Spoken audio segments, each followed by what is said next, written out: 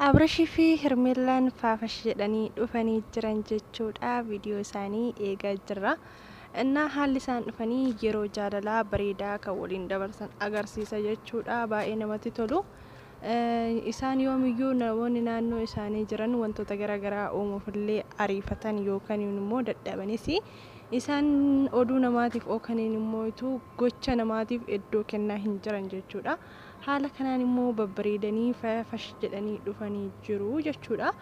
Innaa nagaan irraa fannee nagaaf jaalalli waaqayyoo fi bakka jirtanitti isiniif haa ta'u. Anis jira galata waaqayyoo nagaan bira jiraatu isin bira isaa jiraatu isiniin jedha.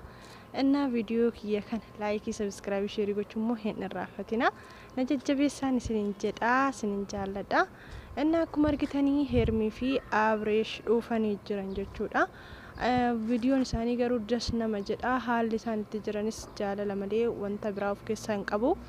Innaa kanarratti immoo wantoonni immoo warroonni zuuraa isaanii jiranii wanti isaan gochaa jiran waan baay'ee nama dhibuu fi waan baay'ee nama jechuun giraa nama aggaabba'uudha jechuudha. Maaliif jennaani dhuguma nageenya barbaadanii fi akkasuma immoo waan biraatis jidduu jira nama angalu hoon jedhu.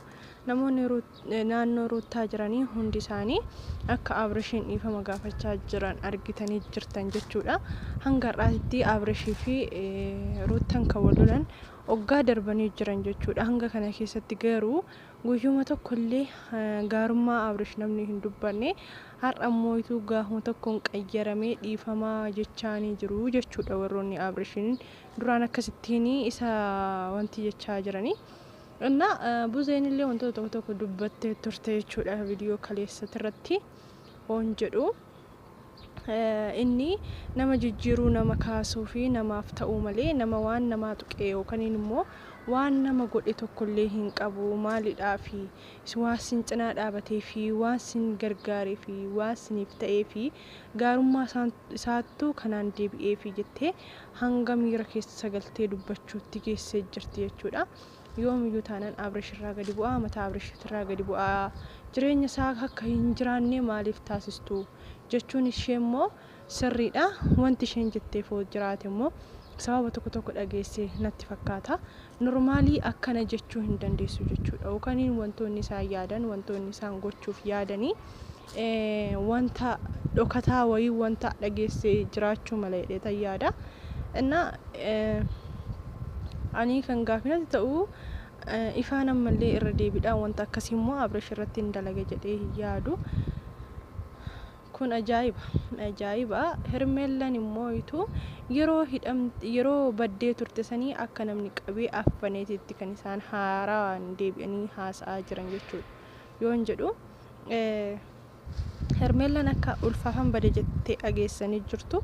Garuu immoo Hermeellaa sodaachisaniiti kan isheen ulfoofnaniin bade jettee garuu akkas miti dubbiin kan isheen baddee fi waan biraati yookaan immoo ulfoo osoo hin taane kan ishee balleessee waan qabamtee turtee fi ukkaamsanii waan turaniif jechaa jiru.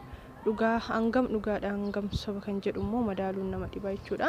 Hundumaafuyyuu haala saniin jiran jechuudha. Viidiyoon isaanii nuuf gadhiisan garuu viidiyoo jaalalaa fakkaata, viidiyoo gammachuu fakkaata, viidiyoo bareedaa fakkaata jechuudha.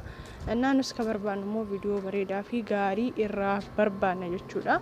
Viidiyoo hin taane viidiyoo nama hin simanne dhaggeeffachuus dhaga'uus hin feenu hundumtuu akkas jedhee yaada. Kaleessallee waan isaan jedhanii turan Hermeellaadhaani hanga biyya kana keessaa fuudhii deemii kana caalaa dhugumaan nagaadhanii Abreeshii wajjin jiraadheettee yaadanii minaamin jechuurra ga'an jechuudha. Gar-tokkee tokko ilaalanii nageenya barbaaduu jedhu gar-tokkee tokko ilaalanii wanti isaan yaadan immoo waan garaagaraati. Innaa ruuttan hammata nagaa bitee garuu immoo gara Abreeshiin akka barbaadu ni beekama. Ruuttan garuu yeroon isheen akkas godhaa turte suni erga barbaaddee erga itti deebi'uu barbaaddee akkas gochuun isheen barbaachisa jedhee yaadu.